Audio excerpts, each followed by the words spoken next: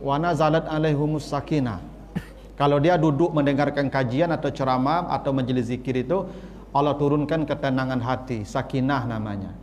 Jadi Bapak Ibu, ya, kalau Bapak Ibu galau, kacau, stres, maka jangan cari tempat hiburan, jangan jalan-jalan, jangan rekreasi, jangan curhat sana sini. Datangi majelis taklim.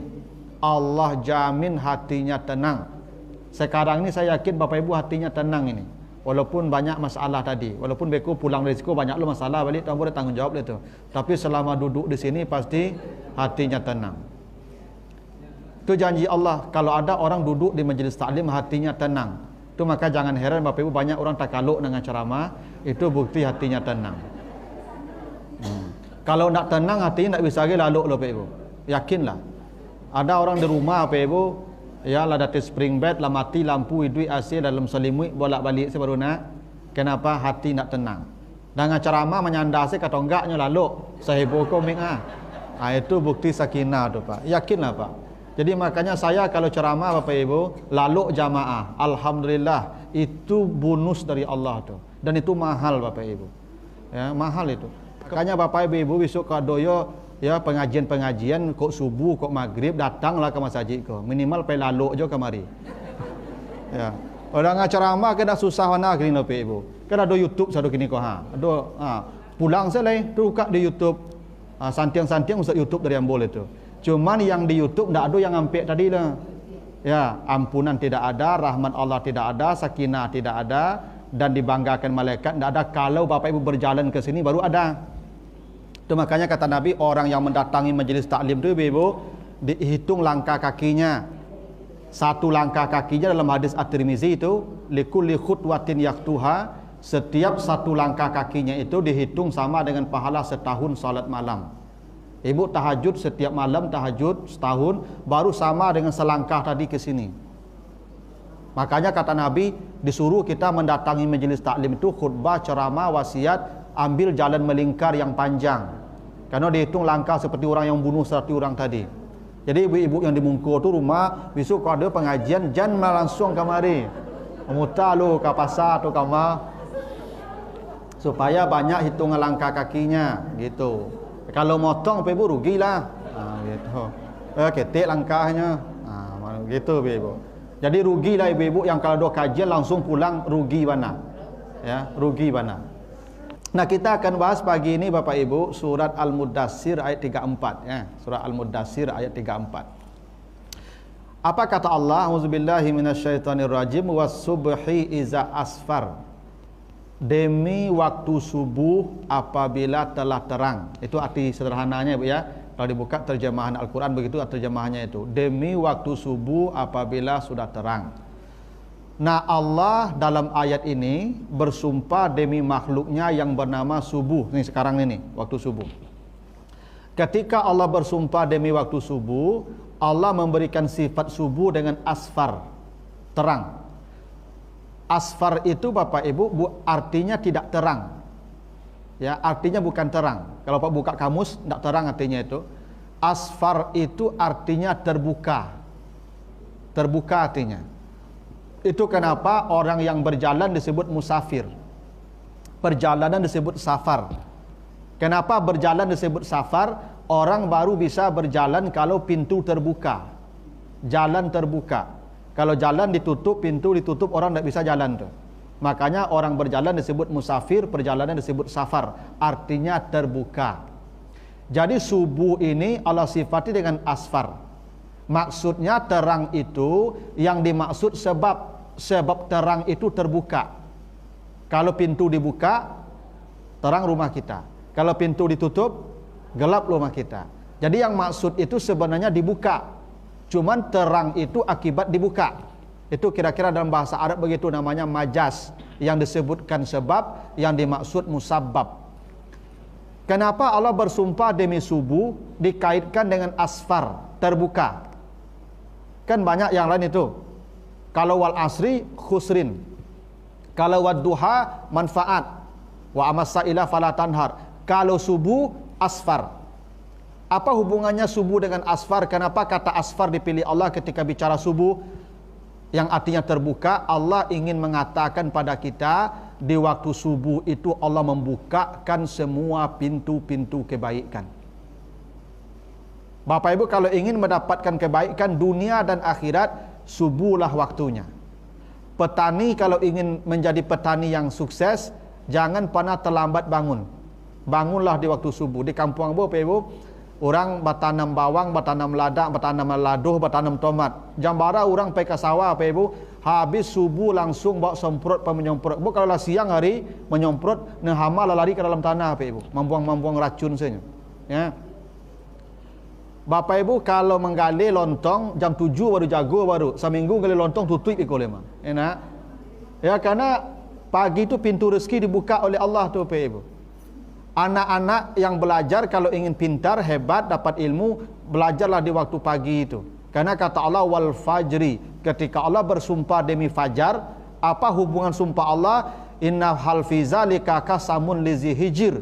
Waktu pagi itu otak manusia lagi encernya. Saya dulu Pak Ibu diajarkan guru saya, kami kalau di pesantren Pak Ibu jam 3:30, jam 4 paling lambat sudah bangun tuh. Itu sudah menghafal Quran tuh. Sudah belajar itu Pak Ibu. Dan itu menempel di hati kita, dalam otak kita. Kenapa? Di waktu subuh otak kita sedang bagus. Makanya Pak Ibu kalau mendengar ceramah kini lebih baik daripada sudah maghrib kita kaluk sama dia. Enggak, itulah latih saya tadi. Ya. Lalu mengalu mengapo le maben apa le, lalu mengasuh cucu le, lalu mabek rumah maupun mabek rumah le ya. Makanya Ibu kalau mendengar ceramah maghrib tu dak lama tahannya tu. Otak awak lah mulai latih. Kalau kini sedang fresh mana kau. Maka di waktu subuh tu belajarnya itu kenapa wal fajri dihubungkan dengan hijir, akal. Bapak Ibu kalau ingin sehat, apa kata Allah di surat ini At-Takwir 18, was-subhi iza tanaffas. Tanaffas demi waktu subuh apabila telah bernafas, nafas. Bapak Ibu kalau ingin sehat paru-parunya di waktu subuh ni hirup udaranya. Kenapa? Sekaranglah kualitas udara yang paling bagus. Tanya pada sama dokter Bapak Ibu. Jadi kebaikan dunia di waktu subuh itu kenapa Nabi berkata Allahumma barik li ummati fi bukuriha, ya Allah berkati umatku yang bangun di waktu subuh. Jadi kalau ada umat Muhammad tak bangun di waktu subuh, maka keberkahan hidupnya sudah diangkat oleh Allah itu. Itu maka di kampung Ambo kalau ada orang jago siang panjang, kecil orang kampung Ambo lah dipatu ayam meresak kiang macam. Karena bangun siang itu tidak bagus. Ya. Makanya dalam soal ibadah juga begitu. Makanya apa kita kan solatnya ada 5 waktu Ibu ya. Dari subuh sampai isya. Mana yang paling besar pahala yang 5 itu Pak Ibu? Subuh. Kenapa subuh? Karena kata Allah, aqimis salata liduluki syamsi ila ghasaqil laili wa qur'anal fajri inna qur'anal fajri kana masyhuda. Karena salat di waktu fajar, salat subuh itu kata Allah dipersaksikan oleh para malaikat. Karena kata Nabi tajtami'u malaikatul nahar wa malaikatul fil fajri. Di waktu subuh ini malaikat malam dan malaikat siang bertemu dan berkumpul. Malaikat yang mencatat amal kita untuk siang ini di waktu subuh dia turun. Malaikat yang mencatat amal kita di malam hari di waktu subuh dia naik, mereka berkumpul di waktu subuh itu. Maka para malaikat menyaksikan subuh kita ini. Itu kenapa waktu subuh itu asfar, dibuka semua pintu kebaikan. Nah karena itu Pak Ibu saya akan sebutkan hadis-hadis, ada banyak hadisnya ini, 10 paling tidak, yang menjelaskan betapa Allah memang membukakan segala pintu kebaikan di waktu subuh yang tidak ada di waktu lain. Nah, mari kita lihat pertama hadis dari Aisyah, hadis Bukhari Muslim. Apa kata Nabi? Rak'atul fajri khairun minad dunya wa ma fiha. 2 rakaat yang dikerjakan di waktu fajar, maksud salat sunat nih, dan di hari saya bacakan lebih baik dari dunia dan semua isinya. Bapak Ibu salat yang tadi 2 rakaat setelah azan subuh tadi, tapi harus azan subuh dulu. Kalau sebelum azan tidak fajar namanya. Fajar itu azan apanya? Tandanya. Nah, maka nilainya lebih dari dunia dan isinya. Bapak Ibu yang hari ini itu sudah paling kaya sedunia ini. Kenapa? Dapat dunia dan seluruh isinya. Itu kenapa Bapak Ibu salat sunat rawatib ini kan banyak ya. Setiap salat sunat, setiap salat wajib ada rawatibnya. Ada yang 4-4, ada yang 2-2. Semua ada. Tapi subuh spesial, dikasih ganjaran sama lebih dari dunia dan isinya.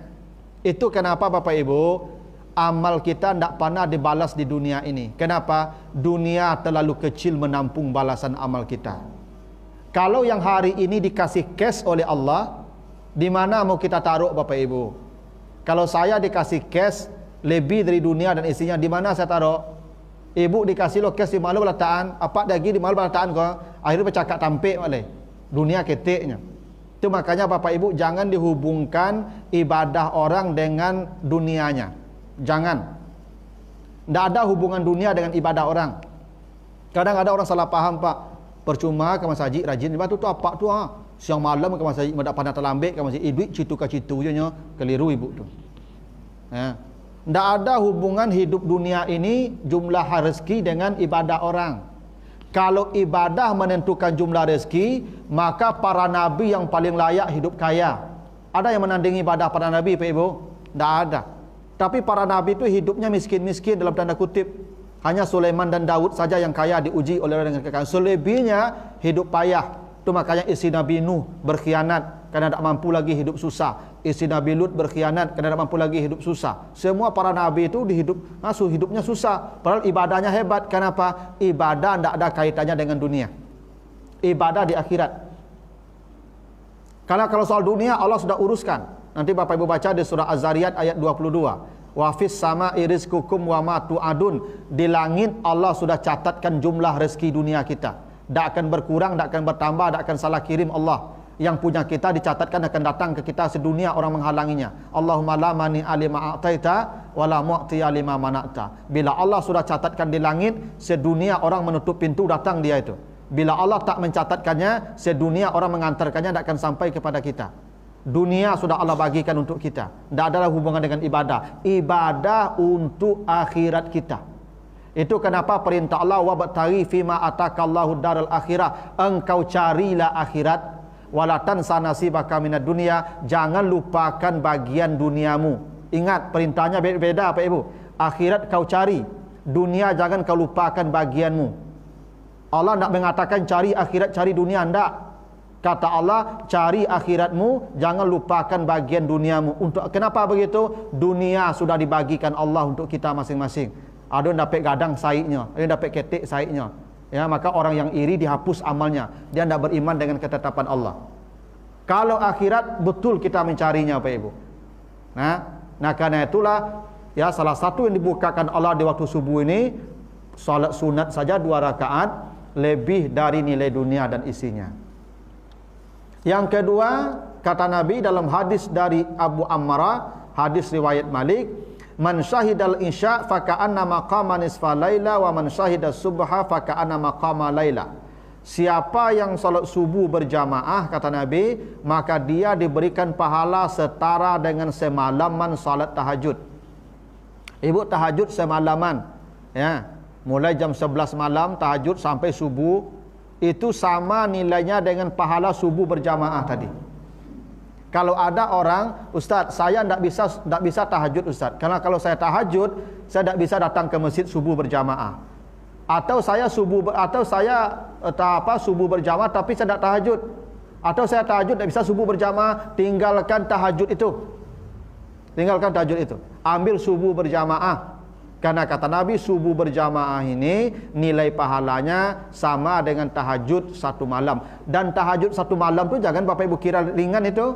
Kata Allah asa ayyab'asaka rabbuka maqaman mahmuda. Orang yang tahajud di malam hari walaupun 1 rakaat, bukan 11, 1 rakaat saja dia tahajud di malam hari, witir, maka kelak dia tidak diikutkan berdiri di padang mahsyar saat semua orang berdiri kepanasan 50.000 tahun.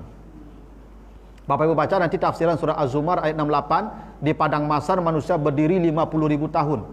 Kata Nabi dalam hadis Abu Ya'la begitu, 50.000 tahun manusia berdiri dalam keadaan yang panas teriknya tak bisa dibayangkan.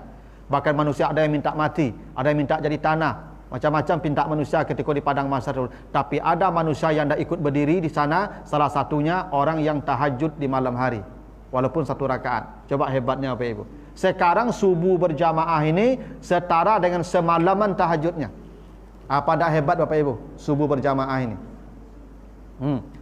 Yang ketiga hadis dari Ibnu Musayyab, dari Sa'ad bin Musayyib, kata Nabi bainana wa bainal munafikin suhudul atama was subha. Perbedaan orang beriman dan orang munafik, subuh berjamaah. Dulu Bapak dan Ibu, Nabi itu kalau ingin melihat siapa orang beriman, siapa orang munafik, lihat saja subuh berjamaah. Bila dia datang subuh berjamaah itu mukmin. Bila nak datang subuh berjamaah itu munafik. Karena begitu kata Nabi, askalus salati alal munafikin suhudul atama. Seberat salat yang paling berat bagi orang munafik subuh.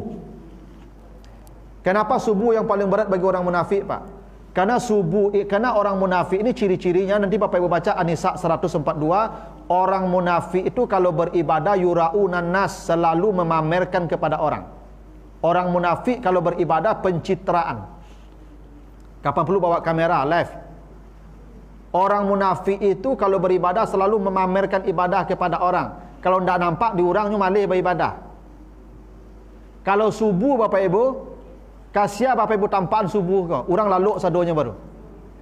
Kalau zuhur tampak diorang sakomplek, nyesapu diorang, "Bu, yuk kama pergi masjid zuhur." Nampak diorang. Makanya solat subuh ni berat bagi orang munafik.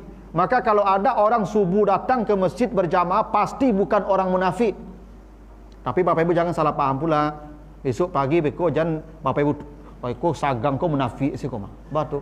Tak nampak dah subuh lah. Bapak Ibu paham saja, orang yang tak datang ke masjid itu ada benih kemunafikan tu. Karena yang paling berat salat bagi orang munafik itu subuh. Dan Bapak Ibu jangan anggap ringan munafik ni ya. Bapak Ibu kalau baca nanti di surat apa? At-Taubah 102, orang munafik itu kata Allah sanu'azibuhum maratan, akan diazab di dunia berkali-kali oleh Allah. Di akhirat nerakanya paling bawah kan? Fidarkil asfali minan nar, di dunia akan diazab berkali-kali oleh Allah. Apa azab yang paling hebat bagi orang munafik di dunia ketika mati? Bapak Ibu baca nanti surah Al-Anfal 50. Kata Allah, orang munafik itu ketika mati, al malaikatu yadribuna wujuhahum wa adbarahum, turun para malaikat menampar-nampar wajahnya. Cuman kita tidak melihat, Pak.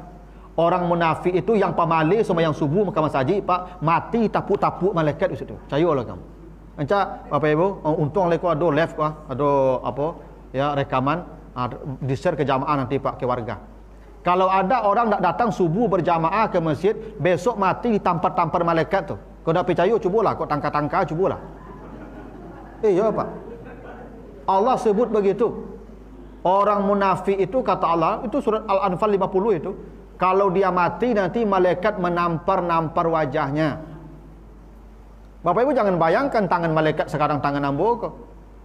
Dalam surah Al-Muluk kata Allah ayat 10, kullama ulqiya fiha faujun. Besok manusia masuk neraka itu digenggam oleh malaikat itu faujun, serombongan gadang, kata Nabi hampir 1000 segenggam malaikat itu.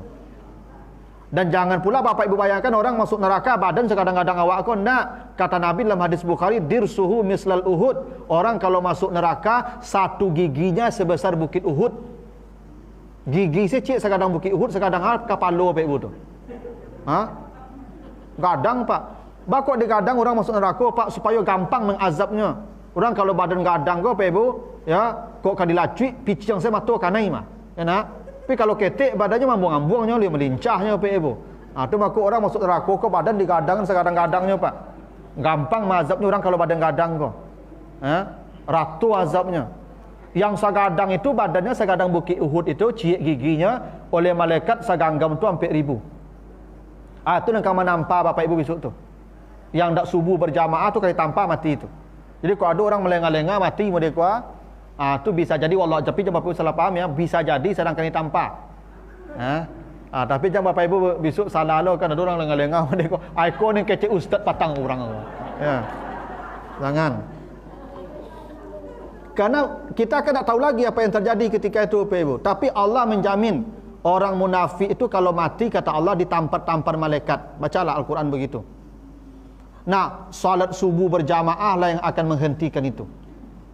Makanya orang kalau konsisten salat subuh berjamaah, nanti baca surat Fussilat ayat 30. Surat Fussilat, innal ladzina qalu rabbunallahu tsumma istaqamu tatanazzalu alaihimul malaikatu alla takhafu wa la tahzanu wa abshiru bil jannati allati kuntum tu'adun. Bapak Ibu kalau istiqamah salat subuh berjamaah, waktu mati Allah jamin turun para malaikat bukan menampar, memperlihatkan surganya. Nih, ketika dia asyik melihat surganya itulah malaikat mencabut nyawanya dan tak ada sedikit pun rasa sakit dia rasakan. Tak percaya Bapak Ibu cubalah. Dan jale besok jago subuh berjamaah kau lah. Tu rasul saya mati surang-surang besok. Nah, orang munafik itu ya susah hidupnya dunia akhirat, dan kata Nabi salat subuh akan menyelamatkan orang dari kemunafikan itu. Nah, yang keempat ada hadis lagi kata Nabi basyaril masyaina fi zulmi ilal masjid bin nuri tam yaumal qiyamah. Berikan kabar gembira semua orang yang berjalan dalam kegelapan subuh menuju masjid Allah, bahwa mereka lah yang akan mendapat cahaya yang terang di surga, di akhirat kelak, di hari kiamat. Bapak Ibu, akhirat tu gelap gulita Bapak Ibu.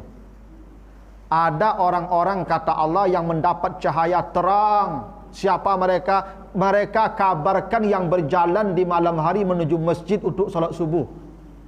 Bapak Ibu yang berjalan dalam kegelapan tadi, itu nanti cahayanya paling terang di akhirat. Nanti Bapak Ibu baca nanti surah Al-Hadid. Surah Al-Hadid ayat 12-13. Kata Allah, orang beriman nanti di hari kiamat itu yas'a nuruhum baina aidihim wa bi aimanihim. Mereka berjalan menuju surga Allah dengan cahaya yang terang benderang. Ketika mereka berjalan dengan cahaya terang itu, wa yaqulul munafiqun wal munafikat, orang munafik berkata, unzuruna naktabis min nurikum. Hei orang beriman, kami gelap gulita, melihatlah kepada kami supaya kami melihat cahaya agak sedikit. Orang munafik gelap gulita Pak. Orang beriman terang benderang. Mereka minta orang munafik, ya orang beriman caliklah kami kat Sabanta, kami ingin mencalik cahaya. Tak, dibentangkan hijab oleh Allah. Itu buktinya kalau Bapak Ibu berjalan ke masjid di subuh hari, Bapak Ibu akan terang benderang di akhirat kelak. Itu janji Allah begitu. Dan itu tidak ada pada zuhur, tidak ada pada asar, tidak ada pada maghrib, hanya adanya pada subuh. Orang yang akan mendapat cahaya terang kelak di akhirat.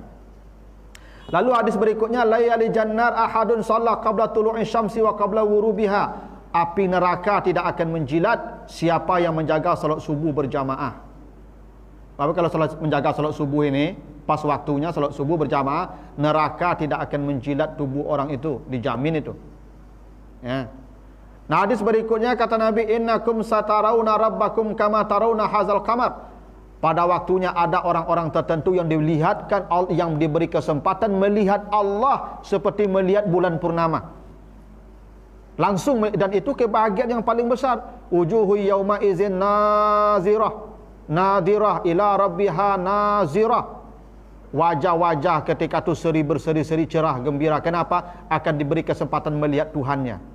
Siapa mereka yang diberi kesempatan melihat Tuhan? Kata Nabi, ya, orang-orang yang menjaga salat qabla tulu'i syamsi wa qabla al-ghurub, yang menjaga salat subuh dan salat asar berjamaah.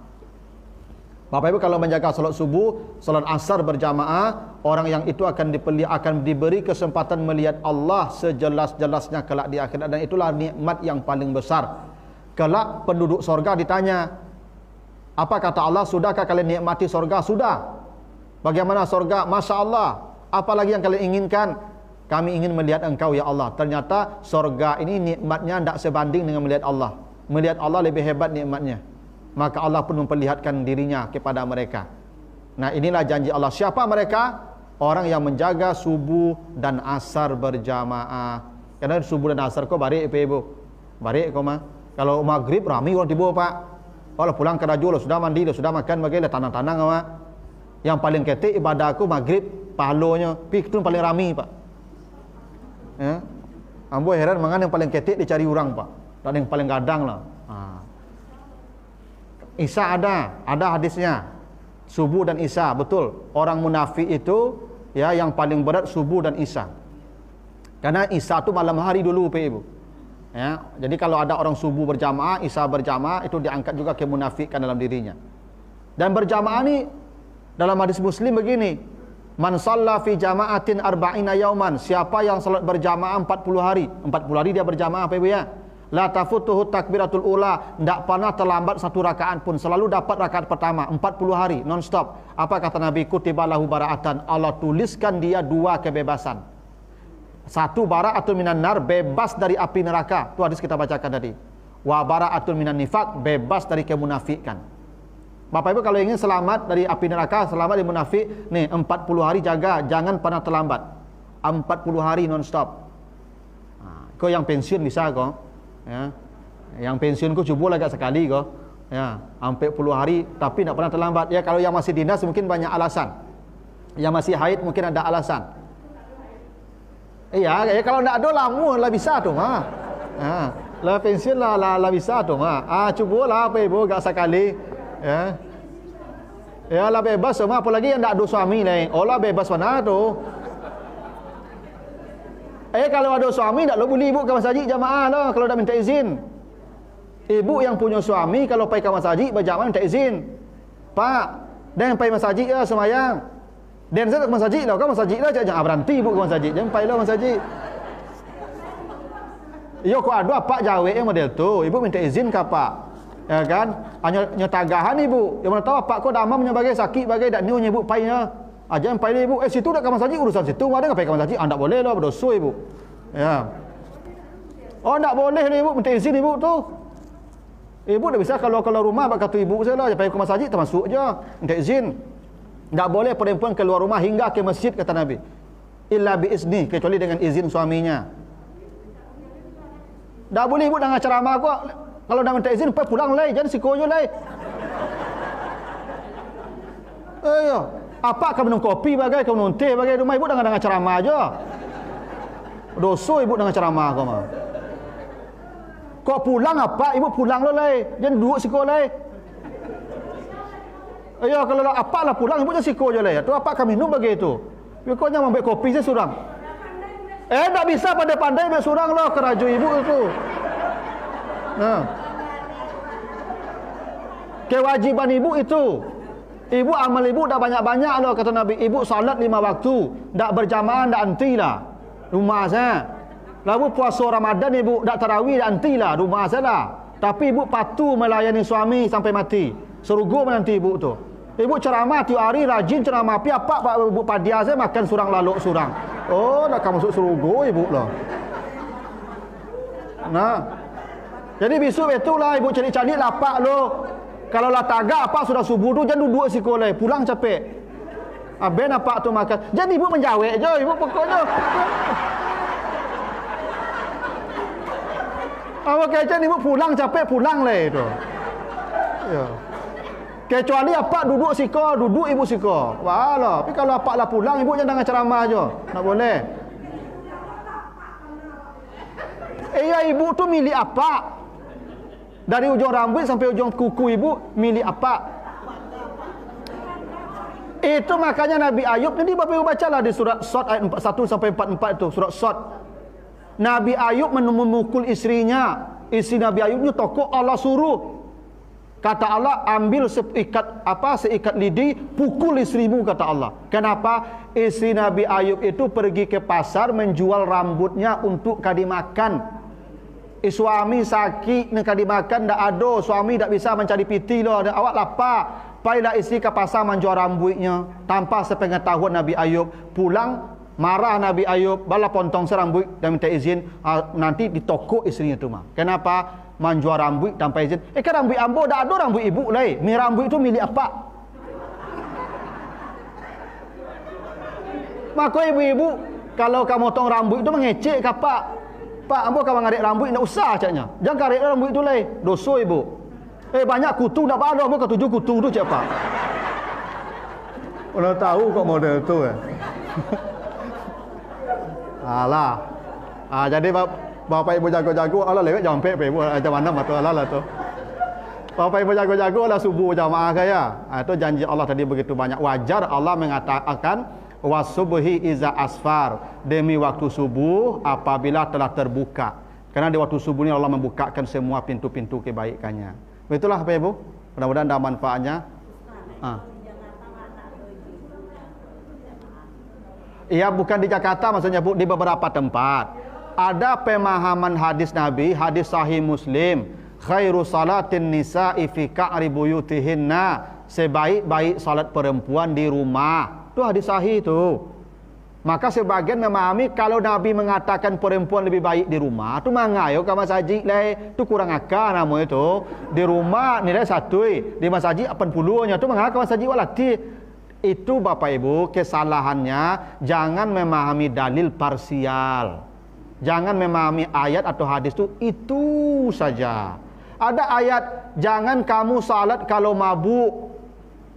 Boleh mabuk tu?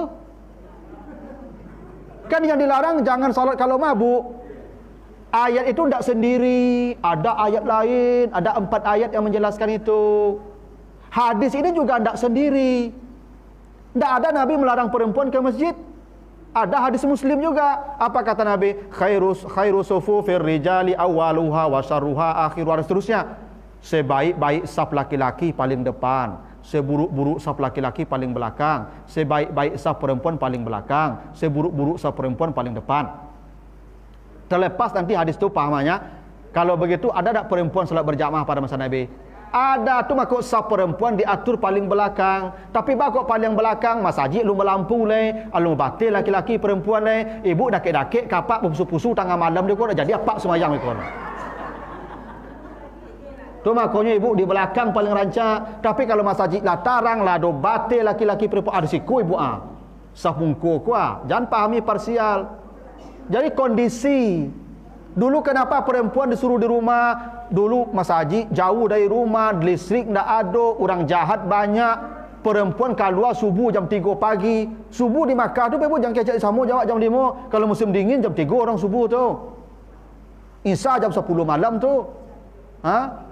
Jam 3 ibu kalau rumah, jam 10 jam sebalik ibu pulang rumah. Banyak masalah di luar beko, perkosa orang bagai beko. Menjaga harga diri itu wajib hukumnya. Berjamaah aku sunatnya, yang wajib ambil. Kalau apa-apa ada ke perkosanya lo amari le.